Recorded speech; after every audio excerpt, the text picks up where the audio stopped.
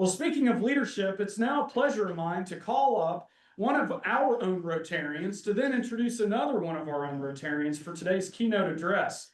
Dr. Bill Powell currently serves as the chairman of the Greater Knoxville Sports Hall of Fame. Dr. Powell is also in charge of attendance, so he's always checking, and he's checking the list twice and telling us we need to do a better job at communicating that with them. But Bill is big about getting involved and staying connected. So in his roles, somebody that he has been truly, he's really enjoyed working alongside is today's speaker. And I'm not going to say any more because I'm going to let Dr. Bill Powell introduce today's speaker. Well, this is really a special time for me. This program today is going to exemplify Rotary's motto, service above self. I do love sports, and I am currently the chair of the Greater Knoxville Sports Hall of Fame, which honors many great people, one of whom is in this room today. And we benefit the Boys and Girls Club of the Tennessee Valley.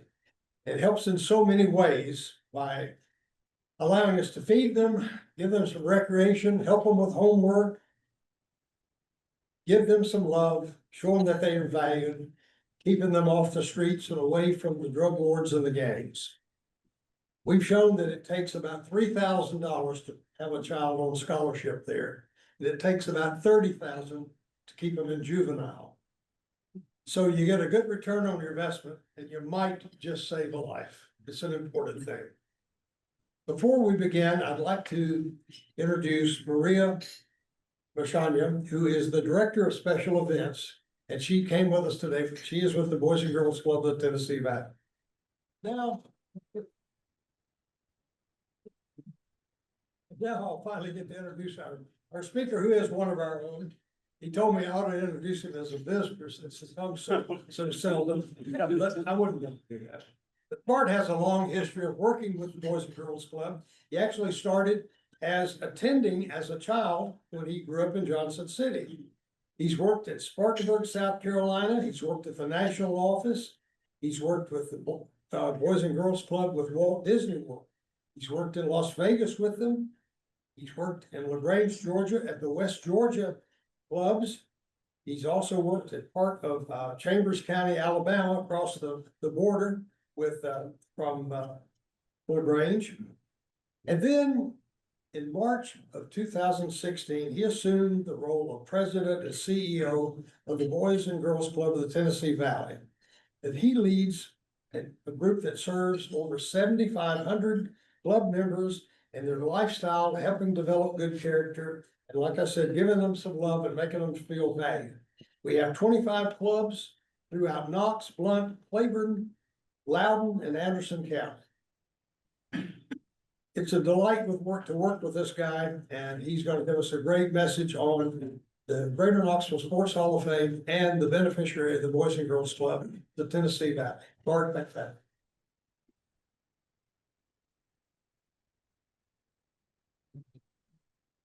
Good afternoon, everybody. How's everybody doing today? Great. Good. Jim, I figured you would definitely appreciate the idea of me being introduced as a guest. I told Jim when he was president, I said, Jim, I promise you, I will get there during your presidency, because Jim served on our board for a number of years. There's very few people who have been as supportive in me of Boys and Girls Club in my time here as Jim Alexander. So I'm going to get there. And I think I got here once, right? Yep. So I at least held out my end of the bargain, just not very well. But thank you all for the opportunity to come today. Many of you know about Boys and Girls Club, probably know a little bit about what we do in the organization, in this community, and probably many of you know a little bit about the Greater Knoxville Sports Hall of Fame. As Dr. Powell said in his opening remarks there, our organization serves about 7,500 kids on an annual basis. Let me bring that more real for you. Right now, we started our second week of summer yesterday. Right now, there's between 1,700 and 1,800 kids in a Boys and Girls Club in this region right now. And that happens every day throughout the entire year across those 25 locations. And when you think about the impact our organization needs to make in this community, summer is an especially critical time for a number of reasons that I'll talk about. But just know that the organization that this club has supported, that many of you support individually, is truly doing the work with that large number of kids each and every day year round. So what is this thing called Boys and Girls Clubs? Many of you, again, this organization's been in Knoxville since 1943. We're 82 years old. A lot of people associate folks like Tim Irwin and a lot of folks like that with the organization. And historically, Boys and Girls Club was thought as solely a recreational space, affiliated with youth sports and those sorts of things. But our mission statement is a lot more comprehensive than that in our programming as well. To enable all young people, especially those that need us most, to reach their full potential as productive, caring, and responsible citizens. A lot of similarities between the Boys and Girls Club and the Rotary Club, that responsible, productive, caring citizens that we seek to create. I'm going to skip down there and look at our core values, and those really matter to me a lot. First thing we do with kids, again, 1,800 kids a day, we meet the needs of kids. Let me tell you a quick story about what that means. Last summer, 5th day of summer, a young man comes into our club on Middlebrook Pike at West Park Baptist Church. He is 8 years old. It's a Monday. His dad had taken his own life on Saturday. And where was that little boy on Monday? At the Boys and Girls Club. And thankfully, through some of the programming that I'll talk about here in a minute, we were able to deploy resources and people to meet those needs. But it made me really think about, okay, if that young man had not been in one of our clubs, if he'd just been one of these kids that maybe latchkey kids, stay at home, wrestling with the loss of his father, and had he not had that intervention over the next 8 to 10 weeks, what would the catastrophic effect have been? And like Bill said in his remarks again, whether it's simply feeding them, making sure they've got something to eat, or meeting much more sophisticated and grave needs, like I just described, we meet the needs of kids. We connect with the community around us. That's something we're strategically doing as an organization right now to push our clubs more out in the community. We say it in our organization right now, we want our people and our programs to be closer to where kids live and go to school. We want to be more accessible. We recognize the value and potential in those around us. That's the kids and the families we serve. We expect the best. We invest in our people, especially our young people. And last and most importantly, we change lives and can prove it. There's several other nonprofit leaders in the room here. And how often do you get challenged to prove your impact? You get challenged with that all the time. I go back to Congressman Burchett when he was mayor. I was meeting with him in his office one day. He goes, "It sounds good, but how do I know this works?" And that was a challenge. That was a challenge. And we became very committed to being able to statistically prove the effectiveness of our programs. So as you can see here, this is kind of the high level details. 7,600 kids we serve annually across those 5 counties. Claiborne County is the most recent county that we've opened. In January of 26, we expect we will open in our 6th county in Campbell County. And the rural counties around us are repeatedly beating on our door saying, we need these services for our kids and our young people. So just know that growth is on the horizon for us. Open 242 days a year, over 1,500 hours a year. When you think about a school year, it's about 180 days and about 1,100 hours that kids would be in school if they went every day.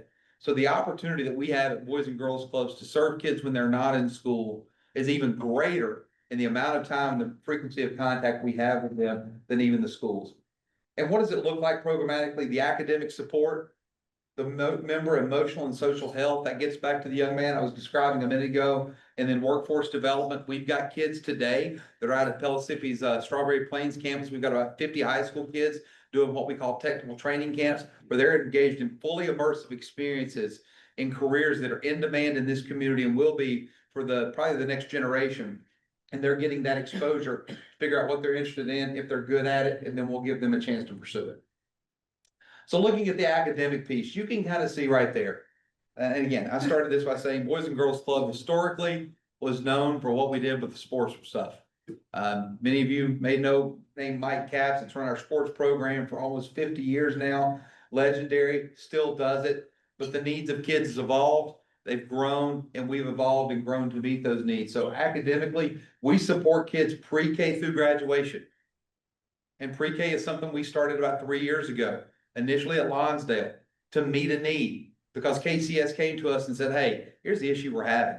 Our pre-K kids, we've got a lot of empty seats in our pre-K programs. They were under-enrolled. and the attendance level was less than desired. And the reason is very simple. Transportation is not provided for pre-K, and the program ends at 1:30 every day. So put on the hat of a working parent. What do? Do you take your lunch hour every day to go pick them up and then take them to another place to stay for the last 3 or 4 hours a day? You just don't enroll them. You send them to daycare. And we stepped in to fill that. Then you move on up the ladder there, third grade reading. Obviously, many of you are aware of our state's third grade retention law and the importance of third grade reading. Statistically speaking, they will tell you that if a kid is not reading on a grade level proficiency at third grade, the likelihood of high school graduation is not very high. If you go back into the 90s, there were states that were building prison square footage based off of third grade literacy levels. And our state's taken that very seriously. We've implemented the third grade reading law, and but we at Boys and Girls Clubs have been on this for about 10, 12 years now of really supporting those kids in that immense amount of time we have when they're not in school to leverage that to help them academically. Making sure they're progressing each year, that they are hitting their benchmarks every single year when they get to middle school, making sure that they're getting those key skills in math and algebra, because that's an indicator for ninth grade success, and ninth grade success is the ultimate indicator for high school graduation probability. And we follow our kids all the way through this process. That's one thing that really differentiates us from other organizations and even differentiates us from schools. You know, the reality is if you're going to school, you've got one teacher this year. That teacher changes next year. That teacher changes next year. The Boys and Girls Club, the consistency of staff and the relationships stays year after year after year. I had a visitor at our Northridge Crossing Club yesterday, one of our public housing sites with the KCDC partnership. And Miss Anita, who's run that club, has been in that club for 22 years now. She's seeing her second generation of kids coming into that club. And the depth of relationship and the consistency of those relationships really are allowing her club to change lives. So back to the pre-K piece, you can see, back to the We Change Lives and Can Prove It. Down there in the right-hand corner, bottom right-hand corner, are some key statistics. You probably can't read the fine print, and I'm gonna be honest with you, I can't either from this distance.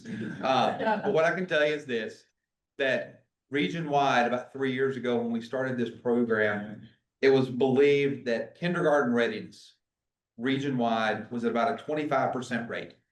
That means kids were going to kindergarten, knowing their numbers, letters, colors, and how to sit in a chair for 5 minutes, okay?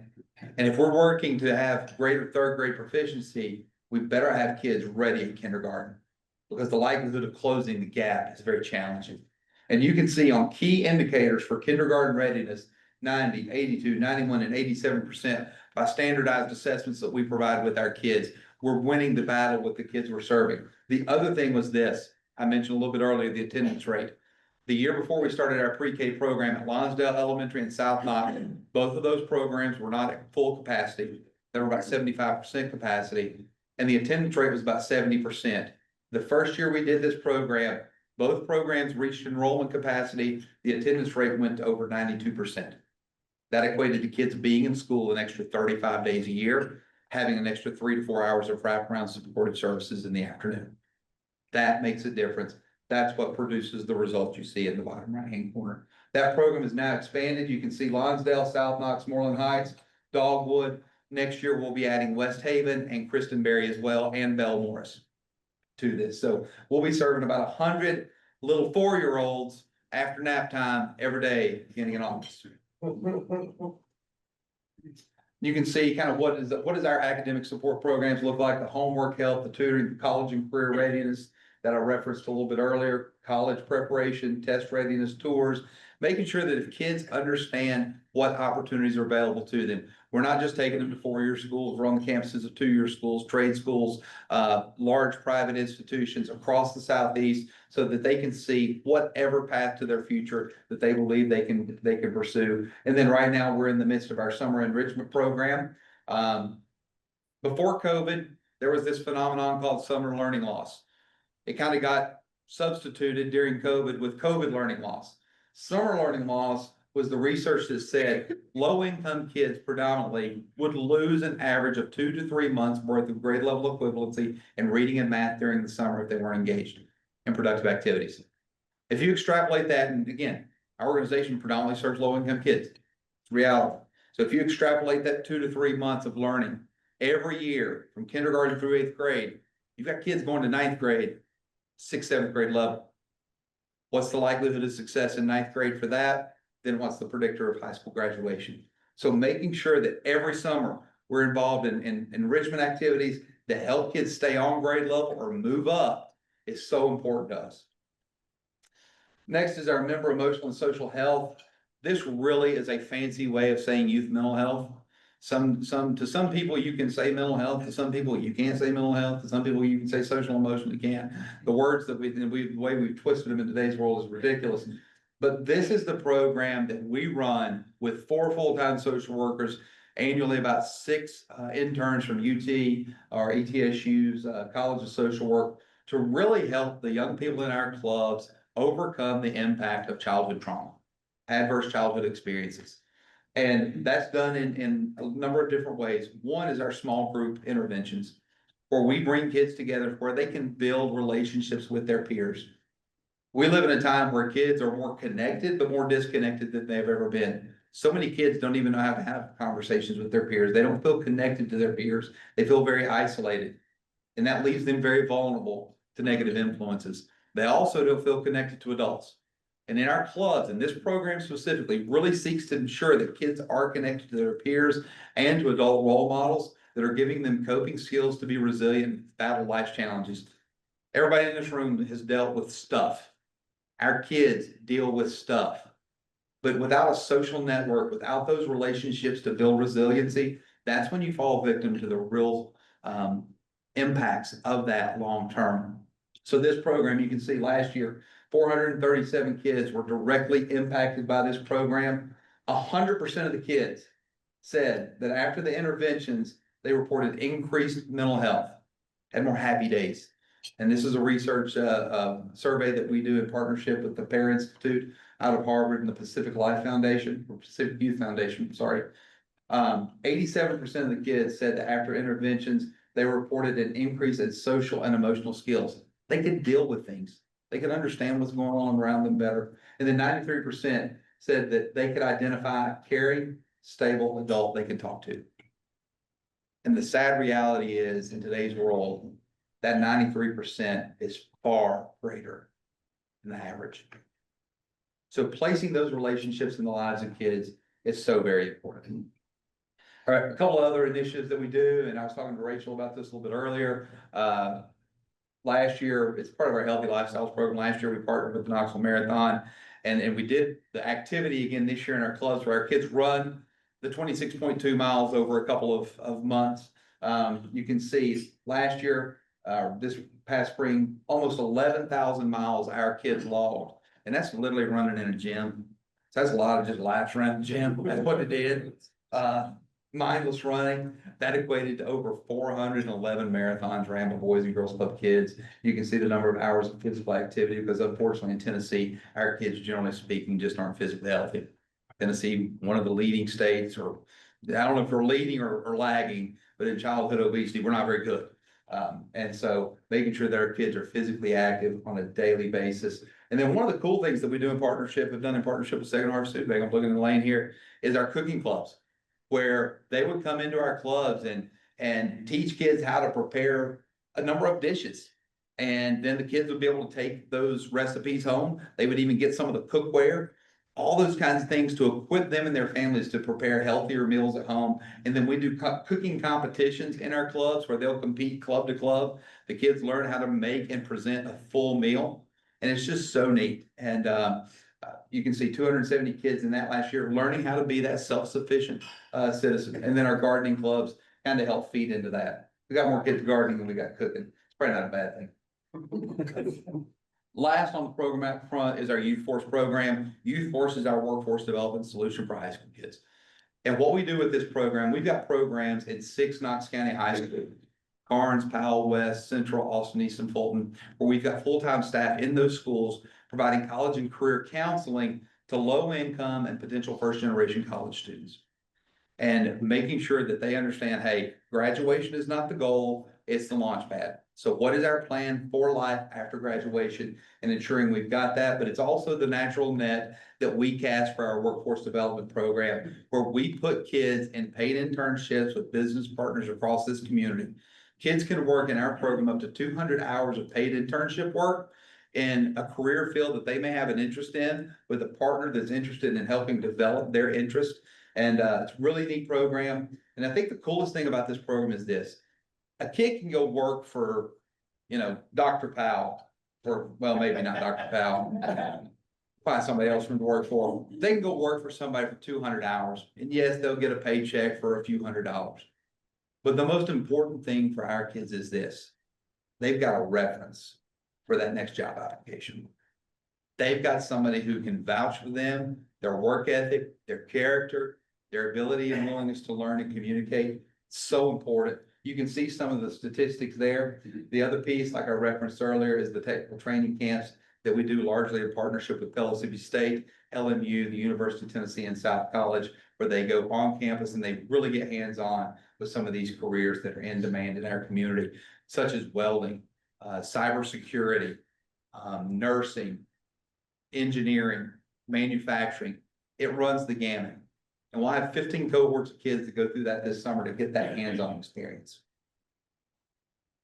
So what does all this mean for the Greater Knoxville Sports Hall of Fame? I will tell you this, the Hall of Fame is the biggest event our organization is part of each and every year. This year will be the 44th Greater Knoxville Sport Hall of Fame ceremony. And for many of you, you know that this was started by Buck Vaughn many years ago with a vision and just a lot of passion, right, Dr. Powell? Absolutely. And Mac Gentry was part of the initial selection committee. Him and a team of 2 others helped get this started. Mac, how many people did you have at the first Hall of Fame? Probably 40 or 50. 40 or 50. So we got a bigger audience today than we had at that first Hall of Fame 44 years ago. Now annually, this event serves about 1,000 people come and join us to celebrate great athletes, great accomplishments that embody the lessons and life values that we want to instill in the kids in our clubs. And so this year's event will be August 21st, 6 o'clock, Knoxville Convention Center. Maria is the one that makes the magic happen on this event. And that's why I wanted her to be with us today, just so you could get to know her a little bit. This year we'll be inducting 9 new members. I don't know if I'm allowed to walk through the list, probably don't need to. But 9 new members will be going in. There'll be special awards. But the thing this year that really excites me, every year we have a guest speaker, and we've had everybody from Peyton Manning to Chipper Jones, Phil Necro for some of you older folks, great people. But this year we reached out to Ron Slay. And many of you know Ron from his time playing basketball here. He's on the SEC network and ESPN now. And candidly, back in January, February, I was listening to a podcast one morning, and Ron was the guest on this podcast. And I was just listening to it, and he started referencing Boys and Girls Club. And I'm like, okay, I got to get a hold of this guy.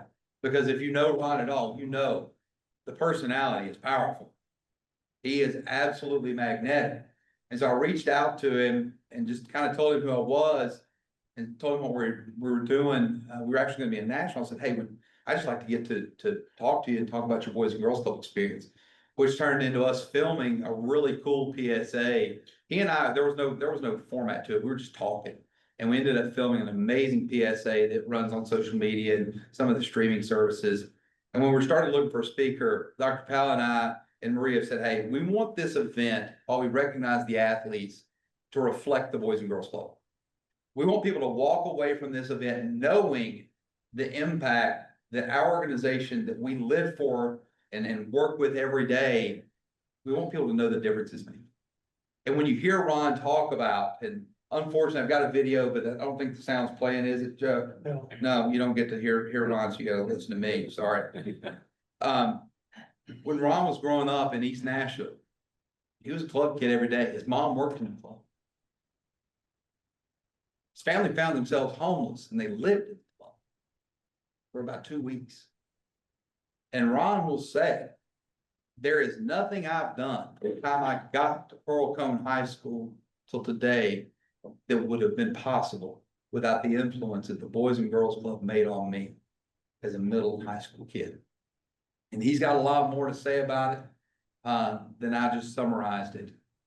But you will leave there that night if you come going, wow, this is an organization we're glad we've got in our community, and it's in communities across this country And it's changing lives, and we can prove it through the statistics I've shared with you and through the stories that people like Ron Slade tell and live every day.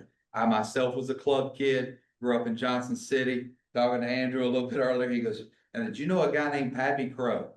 And Pappy was the director of the Boys and Girls Club in Johnson City that I grew up in. Couldn't have a better name to run a Boys and Girls Club than Pappy Crow. But that man, from the time I was 6 years old, changed my life in so many ways. It's about relationships. It's about opportunities. One without the other doesn't equal great success. And every one of these athletes that we'll induct on August 21st had great opportunities to hone their craft and go further in their sport. But they had relationships, coaches, teammates, whoever, pushing them along the way. The same things that got those individuals who will be inducted to great levels of success are the same things we instill in kids every single day here in this community and 4 other counties around us. So thank you all so much. If I've got a chance to take questions, I will. I know Keith Barber said he had 6. Go ahead, Keith. I feel like I'm the president of the press conference, not you. Tell us maybe a couple of things that distinguish the Boys and Girls Club, Greater Tennessee Valley, and some of the other places you serve, including your home base and your well. What distinguishes Boys and Girls Club of Tennessee Valley from those other places?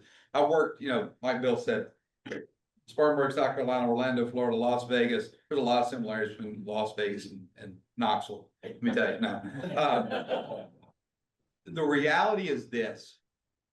When I first moved here in 2016 and would go somewhere and had a Boys and Girls Club logo on my shirt, regardless of where I went, somebody came up to me and had a story. The fingerprints of this organization on this community are everywhere. Just the pervasiveness of impact is deeper here than anywhere I've ever been. And I think that's a testament to, candidly, the generosity of this community. I will tell you this, there's 1,000 Boys and Girls Clubs in the country, different organizations. If I told you that the one in Knoxville, Tennessee was one of the 20 largest in terms of number of kids served and budget size, would you believe that?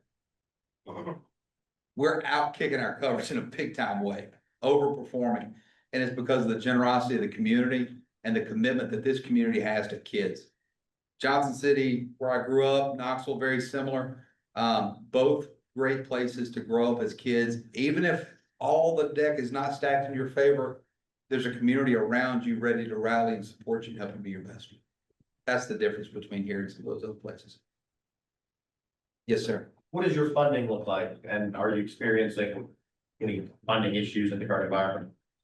Our funding's pretty diverse. Start off with end of the day, I just said generosity of this community is the individuals, the private citizens, the corporations of this community see the value of the work. That's your base. That's where we start. You're probably referencing the federal funding chaos, and it's just abject chaos, isn't it, Elaine? It's chaos. And I have absolutely no idea what the heck's gonna happen. Okay, if they pass the budget as currently proposed, it would probably have about a $2.5 to $3 million impact on our organization, which is about a $14 million budget for next year. So, and those are, I was telling somebody the other day, we operate 2 kinds of currency, cash and kids. Okay, and one equals the other. The exchange rate is almost dollar for dollar, if you will. And so we're really working through this and just kind of staying head on a swivel, making sure we're aware of what's happening. And not trying to just be the ones that are yelling and screaming, keep funding this, keep funding this. We want to be logical and good partners to our federal government process. Yes, ma'am.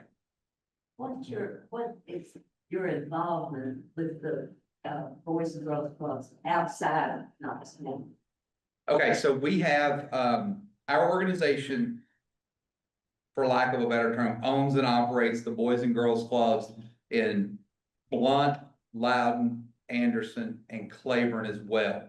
And then we'll do Campbell here in the new year. So those are part of our organization. We're a regional organization. There's 20 separate Boys and Girls Club organizations in Tennessee, and we're the largest, candidly. But so we oversee all those clubs in the neighboring counties. And like I said, there's some other neighboring counties that are looking to be part of our organization.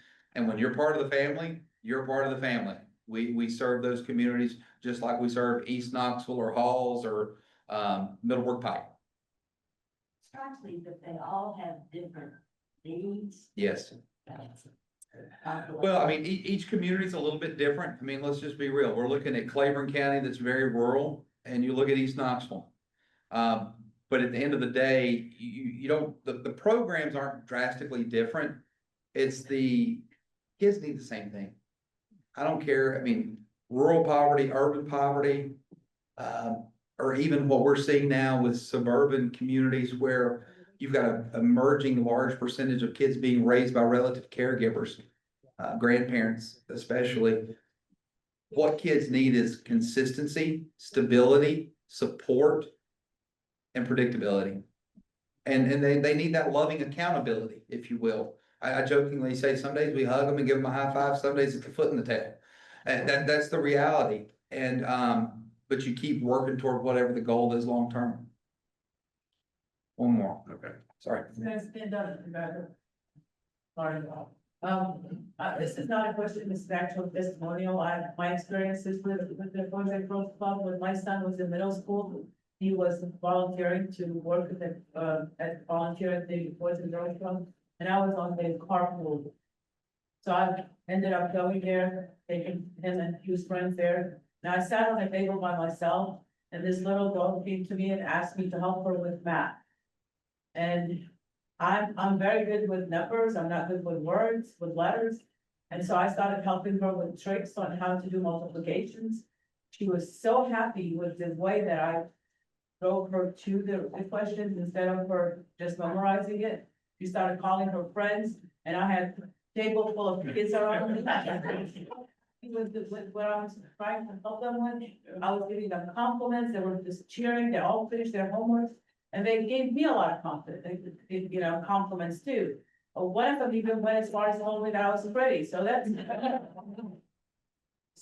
I think that volunteering for such an organization that delivers results is the most essential thing that everybody should do.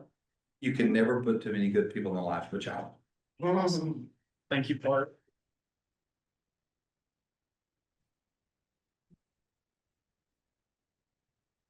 Bart and Bill, Maria, thank you for the work that you all are doing to change so many lives. 3 takeaways: the youth mental health focus, so important and truly something that has to be addressed. And you all are making incredible strides in the community. And the kindergarten readiness, we hear a lot about 3rd grade, but obviously the kindergarten factor is critical. And then lastly, each of us are in this room, we're a part of a network, we're a part of Rotary. You naturally have a network, you have family, you have colleagues, friends. But you all are helping these young kids that don't necessarily have that foundation. And that's something that I had never thought of, and what a powerful gift to give these young kids. So